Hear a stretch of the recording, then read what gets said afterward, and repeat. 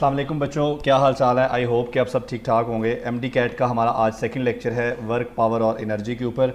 और बच्चों आज के लेक्चर में हम खाली एमसीक्यूज़ ही डिस्कस नहीं करेंगे, बल्कि उससे पहले हम जो हमारा टॉपिक है उसको कंप्लीट आज इंशाल्लाह डिस्कस करेंगे आपके साथ।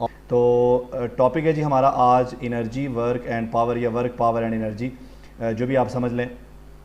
तो टाइम ज़ाया किए बगैर हम स्टार्ट कर रहे हैं जी सबसे पहले वर्क से। तो बच्चों वर्क क्या होता है? Work is transfer of energy.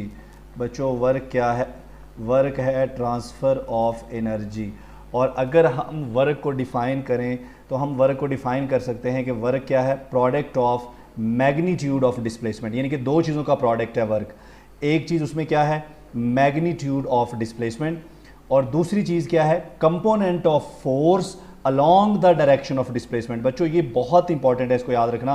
Work हमेशा तभी होता है जब फोर्स का कोई एक कंपोनेंट या तो पूरी की पूरी फोर्स ही डिस्प्लेसमेंट की डायरेक्शन में हो। अगर फोर्स डिस्प्लेसमेंट की डायरेक्शन में नहीं है बल्कि डिस्प्लेसमेंट के साथ कुछ एंगल पे है, तो उस सूरत में फोर्स का कोई ना कोई कंपोनेंट जो है वो along the direction of displacement होना चाहिए। ठीक है, तो बच्चों अगर आप इस एग्जांपल को देख लें तो ये देखें, ये हमारा पॉइंट ए है और ये हमारा पॉइंट बी है। हमने एक ऑब्जेक्ट पर फोर्स लगाई है जो एक्स एक्सिस के साथ एंगल थीटा बना रही है।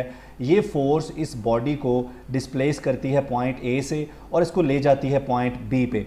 ठीक है बच्चों, वर्क तभी होगा जब इस फोर्स का कोई component along the direction of displacement होगा। तो अगर मैं इस फोर्स को इसके कंपोनेंट्स में रिजॉल्व कर लूँ तो बच्चों आप देखेंगे हमेशा क्या होगा, ये फोर्स का y कंपोनेंट है और फोर्स का जो x कंपोनेंट होगा आप देखेंगे ये फोर्स का x कंपोनेंट है। तो आप देख रहे हैं कि फोर्स का x कंपोनेंट और डिस्प्लेसमेंट ये एक ही डायरेक्शन में है। तो हमारी डेफिनेशन के मुताबिक डिस्प्लेसमेंट का मैग्नीट्यूड और साथ में फोर्स के उस कंपोनेंट का मैग्नीट्यूड जो डिस्प्लेसमेंट की डायरेक्शन में है। बच्चों इन दो चीज़ों का जो प्रोडक्ट है ये क्या कहलाता है? ये कहलाता है वर्क। और इसी को हम लिख सकते हैं F डॉट डी। ये जो F cos थीटा और D है बच्चों, इसको हम लिख सकते हैं F डॉट डी। सो हम ये भी कह सकते हैं कि work is the dot product of force and displacement. बच्चों आप ये भी कह सकते हो कि अगर हमारे पास एक ऑब्जेक्ट है, ठीक है, उस ऑब्जेक्ट के ऊपर हम फोर्स लगा रहे हैं और उस फोर्स की वजह से वो ऑब्जेक्ट फोर्स की डायरेक्शन के अलॉन्ग कुछ डिस्प्लेसमेंट भी ट्रैवल करता है, तो फोर्स और डिस्प्लेसमेंट का जो प्रोडक्ट है वो क्या कहलाता है? वो वर्क कहलाता है। अब ज़रा आगे चलते हैं, बड़े इंपॉर्टेंट पॉइंट्स जिनको हमने यहाँ पर डिस्कस करना है जी। तो अभी हम बात करने लगे हैं, ये बड़ी इंपॉर्टेंट चीज़ें हैं जो हमें यहाँ पर याद रखनी है। इसमें सबसे पहले हमारे पास है जी डिस्प्लेसमेंट जो होता है, इसका मतलब है displacement of point of application of force, not the displacement of object. यानी कि जब वर्क के अंदर हमने ये डिफाइन किया कि वर्क में हमारे पास दो चीज़ें होती हैं, एक हमारे पास होता है डिस्प्लेसमेंट और दूसरा हमारे पास फोर्स का वो कंपोनेंट होता है जो डिस्प्लेसमेंट के अलॉन्ग होता है। इसमें अब ये भी हो सकता है कि पूरी फोर्स ही डिस्प्लेसमेंट के अलॉन्ग हो। अगर ऐसा नहीं है तो फिर हमें फोर्स का कोई ऐसा कंपोनेंट लेना है जो डिस्प्लेसमेंट के अलॉन्ग हो। ठीक है, तो ये जो डिस्प्लेसमेंट यहाँ पर हम बात कर रहे हैं, इस डिस्प्लेसमेंट से मुराद है point of application of force, यानी कि जिस पॉइंट पर आपने उस ऑब्जेक्ट के जिस पॉइंट पर आपने फोर्स लगाई है, डिस्प्लेसमेंट से मुराद उस पॉइंट का डिस्प्लेसमेंट है, पूरी बॉडी का डिस्प्लेसमेंट नहीं। Work done is only possible when force is constant, यानी कि अगर फोर्स कांस्टेंट है तो हम वर्क डन कैलकुलेट कर सकते हैं। अगर फोर्स कांस्टेंट नहीं है तो फिर हमें क्या करना होता है? Work done bye a variable force हम कैसे कैलकुलेट करते हैं? तो उसके लिए फिर हम हमारा जो डिस्प्लेसमेंट है उसको स्मॉल इंटरवल्स में जो है वो हम डिवाइड कर लेते हैं और हर इंटरवल के अंदर जो फोर्स है वो कांस्टेंट हो जाती है। ठीक है, इस तरह से हम वर्क कैलकुलेट कर सकते हैं अगर हम फोर्स को कांस्टेंट बना लें, डिस्प्लेसमेंट को स्मॉल इंटरवल्स में डिवाइड करके, क्योंकि हम हर इंटरवल का वर्क अलग से निकालेंगे और फिर उनको ऐड करके हम टोटल वर्क निकाल लेंगे। The force in formula of work is for net force. याद रखें जब भी हम ये लिखते हैं W is equal to F D cos of theta, तो यहाँ पर ये जो फोर्स है दिस इज़ नेट फोर्स। ठीक है, यानी कि आपके जहन में ये बात आ सकती है कि अभी तो हम कह रहे थे कि ये फोर्स का वो कंपोनेंट होगा जो डिस्प्लेसमेंट के अलॉन्ग होगा, यानी कि F cos थीटा, या हमेशा X कंपोनेंट ही होगा। तो नेट फोर्स से मुराद है कि अगर आप X कंपोनेंट ले रहे हैं तो सारे X कंपोनेंट का नेट फोर्स, ठीक है। इसी तरह से अगर आप एक्स कंपोनेंट नहीं ले रहे, सिंपली आपके पास फोर्स ही है यूं करके, ठीक है, अगर फोर्स और डिस्प्लेसमेंट एक ही डायरेक्शन में है तो उस सूरत में हमें कॉस थीटा लेने की ज़रूरत नहीं होती। आप सिंपली फोर्स का मैग्नीट्यूड और डिस्प्लेसमेंट का मैग्नीट्यूड ले सकते हैं, ठीक है। तो बच्चों ऐसी सूरत में इस फोर्स से मुराद नेट फोर्स है, लेकिन अगर आप एफ एक्स ले रहे हैं तो इस सूरत में भी यही मुराद है कि फोर्स के जितनी भी फोर्सेस हैं वहाँ पर उन फोर्सेस का जो एक्स कंपोनेंट्स हैं उन एक्स कंपोनेंट का नेट फोर्स, ठीक है, वो हम यहाँ पर उसकी बात कर रहे होते हैं जब भी हम वर्क की बात कर रहे होते हैं। उसके बाद work is transfer of energy. हमने स्टार्ट में बात की कि वर्क बेसिकली है क्या, वर्क ट्रांसफर ऑफ एनर्जी है, ठीक है। दो ऑब्जेक्ट्स के दरमियान ट्रांसफर ऑफ एनर्जी को ही हम वर्क बोलते हैं। अच्छा जी, उसके बाद work is zero for angle between force and displacement is 90 degree. देखें वर्क जो है ये एफ डी कॉस थीटा है, और बच्चों कॉस थीटा आपको पता है कि अगर हम थीटा को 90 पुट कर दें तो कॉस 90 जो है बच्चों ये किसके बराबर होगा, ज़ीरो के बराबर होगा। यानी कि आप यूँ भी कह सकते हो कि अगर हम थीटा को पाई बाय 2 पुट कर दें, क्योंकि पाई बाय 2 भी 90 के बराबर ही होगा। अगर पाई को 180 डिग्री हम लें तो पाई बाय 2 90 डिग्री होगा। बच्चों ना सिर्फ 90 डिग्री पे बल्कि हर वो एंगल जो पाई बाय 2 होगा, यानी कि पाई बाय 2 के अलावा अगर 3 पाई बाय 2 हो, अगर एंगल 5 बाय पाई बाय 2 हो, अगर 7 पाई बाय 2 हो, ठीक है, कोई भी angle pi by 2, pi by 2 के अलावा 3 पाई बाय 2, इसके अलावा बच्चों 7 पाई बाय 2, 9 पाई बाय 2, इन तमाम पाई बाय 2s पे हमारा जो कॉस है वो हमें क्या आंसर देगा, कॉस हमें 0 आंसर देगा, ठीक है जी, कॉस हमें 0 आंसर देगा, ठीक है। तो हर पाई बाय 2 पे हमारा कॉस 0 होगा और हमारा वर्क भी 0 होगा, ये आपने बच्चों याद रखना है। Work is maximum at theta is equal to 0 and minimum at theta is equal to 180, ठीक है। यानी कि अगर थीटा 0 होगा तो कॉस 0 आपको पता है 1 होता है, तो वर्क क्या हो जाएगा, मैक्सिमम हो जाएगा। थीटा 180 होगा तो कॉस 180 जो है वो क्या होता है, -1 होता है, तो वर्क हमारा क्या हो जाएगा, नेगेटिव हो जाएगा। No work is done if body complete a revolution around a fix point, यानी कि अगर कोई बॉडी किसी फिक्स पॉइंट के गिर्द रिवॉल्व कर रही है तो एक कंप्लीट रेवोल्यूशन कंप्लीट करने के बाद जो हमारे पास वर्क डन हो जाएगा वो क्या हो जाएगा, 0 हो जाएगा, ठीक है। इसी तरह से no work is done if system is in equilibrium. बच्चों कोई भी सिस्टम जो इक्विलिब्रियम में होगा, आपको पता है कि इक्विलिब्रियम होने की सूरत में जो नेट फोर्स है वो 0 हो जाएगी। और हमने अभी पीछे बात की कि वर्क के फार्मूले में जो फोर्स है ना वो रिप्रेजेंट करती है नेट फोर्स को। तो बच्चों अगर नेट फोर्स 0 है तो वर्क भी क्या होगा, 0 होगा। 1 joule is equal to 10 raise to the power 7 ERG। अच्छा, ये जो ERG है ये यूनिट है वर्क और एनर्जी दोनों का, कहाँ पर, CGS सिस्टम में, सेंटीग्रेड, ग्राम और सेकंड, ये पुराना सिस्टम था। तो CGS सिस्टम के अंदर वर्क और एनर्जी का यूनिट ERG है। 1 जूल जो है वो 10 raise to the power 7 ERG के बराबर है। इसका मतलब है कि जूल जो है वो बड़ा यूनिट है और ERG है वो छोटा यूनिट है। तो यहाँ से हम ये भी कह सकते हैं कि 1 ERG is equal to 10 raise to the power -7 joule. तो ERG छोटा यूनिट है और जूल जो है वो बड़ा यूनिट है। उसके बाद बच्चों work done by centripetal force and work done by Lorentz force is 0, ठीक है। सेंट्रीपिटल फोर्स जो होती है, आपने देखा कि जब कोई ऑब्जेक्ट मूव कर रहा होता है अलोंग अ सर्कुलर पाथ, ठीक है, जब भी कोई ऑब्जेक्ट मूव कर रहा होता है तो उसकी जो वेलोसिटी की डायरेक्शन होती है वो टेंजेंट टू सर्कल होती है और सेंट्रीपिटल फोर्स हमेशा सर्कल के सेंटर की तरफ होती है। तो बच्चों ये एंगल बनता है 90 और आपको पता है कि cos 90 0 होता है तो वर्क भी क्या होगा, 0 होगा। इसी तरह से बच्चों work done by Lorentz force, Lorentz force भी हमेशा वेलोसिटी के परपेंडिकुलर होती है। हमने पढ़ा F is equal to Q into V cross B। तो ये देखें ये जो फोर्स है ये फोर्स V के भी परपेंडिकुलर है और ये फोर्स B के भी परपेंडिकुलर है, इसलिए work done by centripetal force and work done by Lorentz force is 0। Next बच्चों हमारे पास है in conservative fields work done is independent of path. Conservative fields हमारी कौन सी है, ग्रेविटेशनल फील्ड हमारे पास कंजर्वेटिव फील्ड है, इसके अलावा बच्चों इलेक्ट्रिक फील्ड हमारे पास कंजर्वेटिव फील्ड है। तो इन फील्ड्स के अंदर जो वर्क डन है वो पाथ पे डिपेंड नहीं करता। उसके बाद इन फोर्स डिस्प्लेसमेंट ग्राफ, ये देखें जी, अगर मैं यहाँ पर फोर्स ले लूँ, ठीक है जी, एक्स एक्सिस पे और वाई एक्सिस पे मैं डिस्प्लेसमेंट ले लूँ, ठीक है, तो इस फोर्स डिस्प्लेसमेंट ग्राफ में जो एरिया अंडर द ग्राफ आ रहा है, ये एरिया अंडर द ग्राफ किसके बराबर है, ये वर्क डन के बराबर है। Work done depends upon frame of reference. तो वर्क डन बच्चों फ्रेम ऑफ रेफरेंस पे भी डिपेंड करता है कि आप अपने फ्रेम ऑफ रेफरेंस में बात कर रहे हैं या किसी दूसरे के फ्रेम ऑफ रेफरेंस में। अगर आप अपने फ्रेम ऑफ रेफरेंस में होंगे तो जाहिर बात है कि आपका जो डिस्प्लेसमेंट है वो क्या होगा, जीरो होगा। तो इस सूरत में आपका वर्क डन भी जीरो होगा। इसका मतलब है कि जब भी आप वर्क कैलकुलेट कर रहे होते हैं, आप किसी अदर फ्रेम ऑफ रेफरेंस में वर्क कैलकुलेट कर रहे होते हैं, अपने ही फ्रेम ऑफ रेफरेंस में आप वर्क कैलकुलेट करेंगे तो वो क्या हो जाएगा, जीरो हो जाएगा। नेक्स्ट बच्चों हमारे पास है वर्क डन बाय अ स्प्रिंग फोर्स। तो स्प्रिंग फोर्स का जो वर्क होता है ये 1/2kx² के बराबर होता है। थर्मोडायनामिकल प्रोसेस बच्चों, थर्मोडायनामिक्स में जो वर्क होता है ये प्रोडक्ट होता है P और डेल V के। P यहाँ पर प्रेशर है और del V change in volume. इसका मतलब है कि अगर वॉल्यूम कांस्टेंट होगा किसी भी थर्मोडायनामिकल प्रोसेस में तो वर्क डन बच्चों किसके बराबर हो जाएगा, वर्क डन जीरो के बराबर हो जाएगा।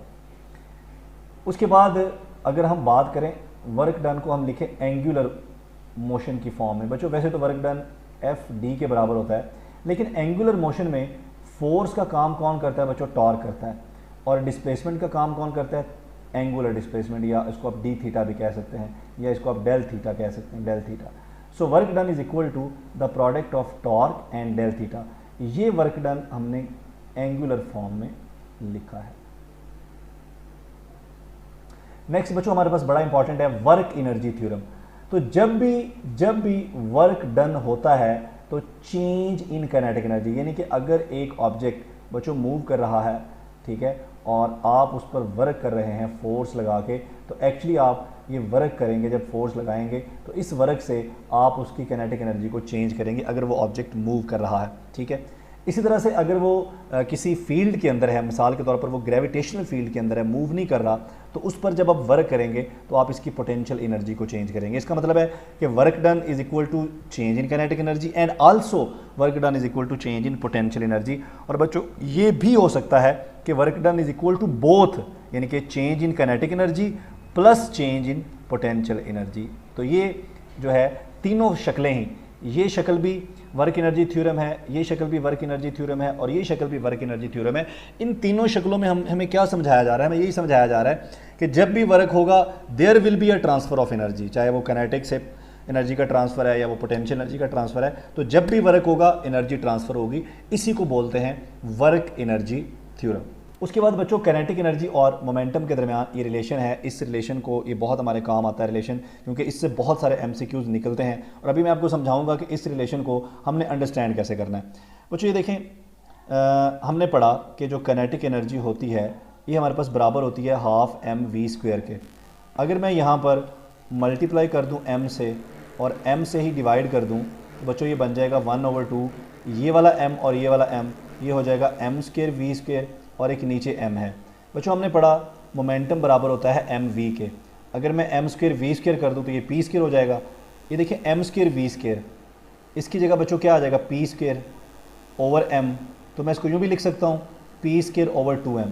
तो बच्चों kinetic energy is equal to p² over 2m। ये है relation between kinetic energy and momentum. बड़ा इंपॉर्टेंट रिलेशन है, आगे चल के ज़रा हमने इसको डिस्कस करना है, और मैंने आपको ये समझाना है कि यहाँ से MCQs कैसे बनते हैं और आप इसको कैसे हल कर सकते हैं। Work done on a body is responsible for change in its momentum, यानी कि जब भी किसी ऑब्जेक्ट पर वर्क होगा, ठीक है, तो वर्क होने से उसके मोमेंटम में भी चेंज आएगा, काइनेटिक एंड काइनेटिक, और काइनेटिक एनर्जी में भी चेंज आएगा। If final kinetic energy greater than initial kinetic energy work done is positive. तो बच्चों अगर काइनेटिक एनर्जी फाइनल ज़्यादा है काइनेटिक एनर्जी इनिशियल से तो वर्क डन पॉजिटिव होगा, अदरवाइज नेगेटिव होगा।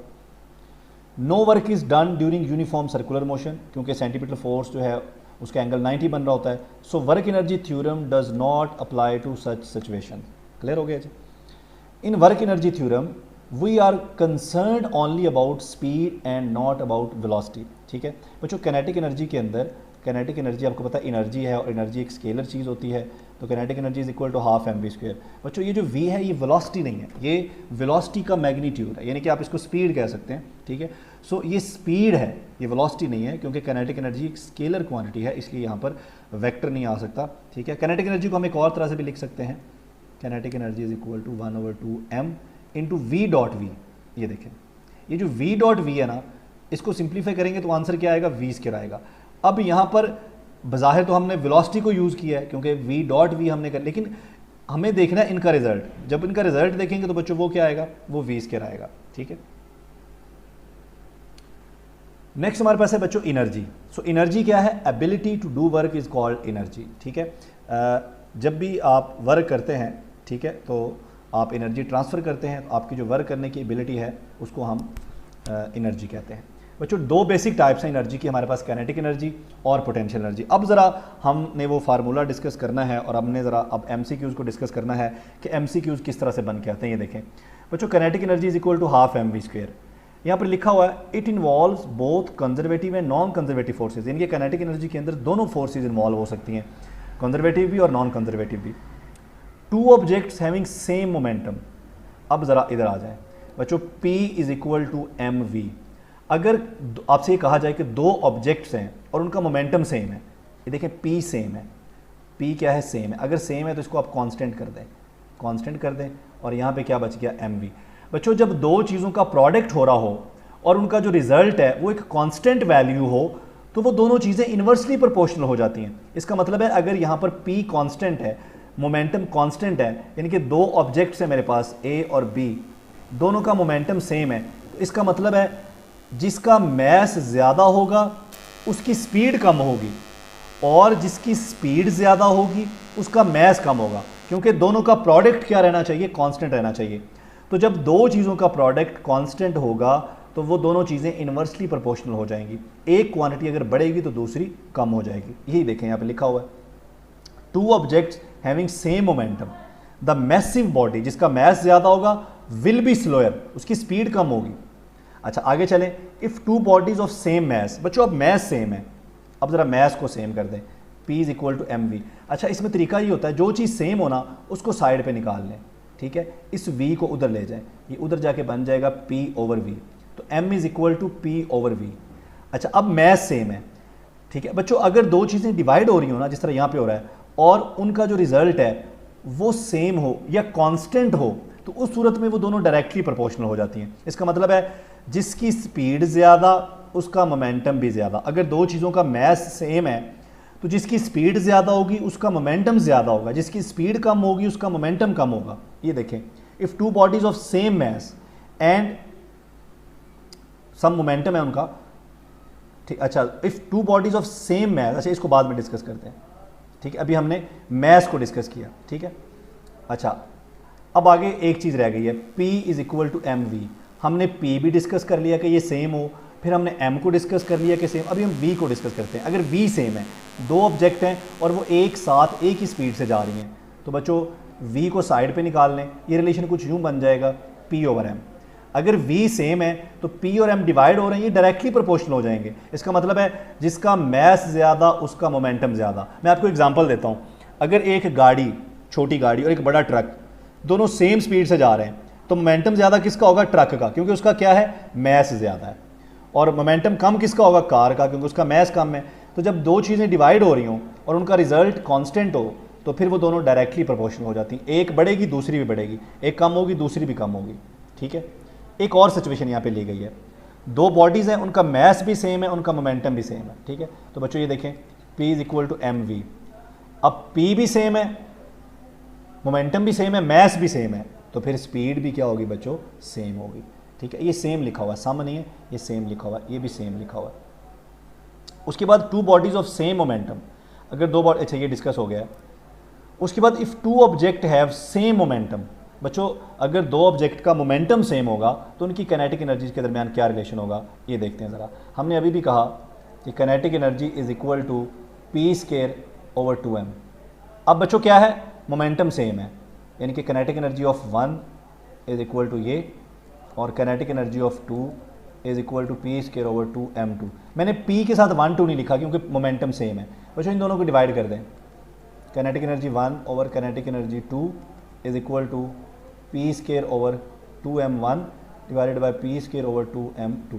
बच्चों ये P स्क्वायर भी कैंसिल, 2 से 2 भी कैंसिल, ये बन गया m2 ओवर m1। तो काइनेटिक एनर्जी की रेशो क्या बनेगी, ये बच्चों बनेगी m2 ओवर m1। इसका मतलब है अगर दो ऑब्जेक्ट का मोमेंटम सेम है तो उनकी जो काइनेटिक एनर्जी की रेशो है वो किसके बराबर होगी, m2 ओवर m1 के बराबर होगी। उसके बाद बच्चों अगर काइनेटिक एनर्जी को, अगर मोमेंटम को डबल कर दें तो काइनेटिक एनर्जी क्या होगी, और काइनेटिक एनर्जी को डबल कर दें तो मोमेंटम क्या होगा। ज़रा इसको समझने की कोशिश करते हैं। ये देखें, पहले हम मोमेंटम को डबल करते हैं बच्चों। Kinetic energy is equal to P square over 2m। Momentum को डबल कर दें यानी कि नया मोमेंटम जो है वो 2p के बराबर है। तो नई काइनेटिक एनर्जी क्या हो जाएगी, that will be p prime का स्क्वायर ओवर 2m। ये जो p प्राइम है इसकी जगह 2p पुट कर दें ओवर 2m, ठीक है बच्चों। ये बन जाएगा 4p स्क्वायर ओवर 2m। ये जो p स्क्वायर ओवर 2m है ये तो हमारा पुराने वाली काइनेटिक एनर्जी नहीं है। तो ये देखें जी, तो नई वाली काइनेटिक एनर्जी जो है वो पुराने वाली काइनेटिक एनर्जी से 4 टाइम्स ज़्यादा हो जाएगी अगर आप मोमेंटम को डबल करेंगे। फ़र्ज़ करें कि हम अब काइनेटिक एनर्जी को डबल करते हैं और देखना चाहते हैं कि मोमेंटम क्या होगा। तो बच्चों इसी रिलेशन से अगर मैं मोमेंटम निकालना चाहूँ तो पी स्क्वायर बराबर आएगा 2m इंटू काइनेटिक एनर्जी, और अगर दोनों तरफ अंडर रूट ले लिया जाए तो बच्चों ये p is equal to 2m k के बराबर आ जाएगा। ठीक हो गया बच्चों। अब काइनेटिक एनर्जी को डबल कर दें यानी कि नई काइनेटिक एनर्जी जो है वो पुराने वाली से 2 गुना कर दें तो मोमेंटम क्या होगा ज़रा ये देखते हैं। सो नया मोमेंटम जो है that is equal to 2m और नई काइनेटिक एनर्जी, तो नया मोमेंटम जो है दैट इज़ 2m और नई काइनेटिक एनर्जी जो है वो 2 टाइम्स पुरानी काइनेटिक एनर्जी, डबल की है ना हमने। अच्छा ये जो 2 यहाँ पर आ रहा है ये एक्स्ट्रा है, इसको ज़रा बाहर निकाल लें तो हमारे पास बन गया p prime is equal to, ये 2 बाहर निकालेंगे तो बाहर आके ये हो जाएगा अंडर रूट 2 और अंदर रह जाएगा 2m इंटू काइनेटिक एनर्जी। बच्चों ये जो 2m और काइनेटिक एनर्जी है ये तो पुराने वाला मोमेंटम नहीं है, तो नए वाला momentum is equal to under root 2 time पुराने वाला मोमेंटम। ये देखें काइनेटिक एनर्जी डबल करने से मोमेंटम पे क्या फ़र्क पड़ा और मोमेंटम डबल करने से काइनेटिक एनर्जी पे क्या फ़र्क पड़ा, ये हमने यहाँ से समझने की कोशिश की। नेक्स्ट बच्चों, if 2 objects are moving with same speed, ठीक है। अब ज़रा यहाँ पर आ जाएं जी, kinetic energy is equal to P square over 2m, ठीक है। If 2 objects are moving with same speed, बच्चों काइनेटिक एनर्जी आपको पता है ये बराबर होती है हाफ mv स्क्वायर। यहाँ पर कहा गया है सेम स्पीड। अब जो चीज़ सेम है उसको ज़रा साइड पे निकाल लें, v को साइड पे निकाल लें। ये 2 डिवाइड हो रहा है, इधर जाके मल्टीप्लाई और m मल्टीप्लाई हो रहा है, इधर आके डिवाइड, उसके बाद अंडर रूट ले लें तो बच्चों यहाँ से बन जाएगा v is equal to 2 times kinetic energy और डिवाइडेड बाय m। अब देखें अगर v सेम है तो काइनेटिक एनर्जी और मैस ये डायरेक्टली प्रोपोर्शनल हो गए क्योंकि ये डिवाइड हो रहे हैं। इसका मतलब है अगर 2 चीज़ें, 2 ऑब्जेक्ट सेम स्पीड से मूव कर रहे हैं तो जिसका मैस ज़्यादा होगा उसकी काइनेटिक एनर्जी भी ज़्यादा होगी, जिसका मैस कम होगा उसकी काइनेटिक एनर्जी भी कम होगी। The heavier object will have more kinetic energy, ये बात कर रहे हैं। अच्छा नेक्स्ट है if 2 objects have same mass. अब मैस को सेम कर दें इसी रिलेशन में। अब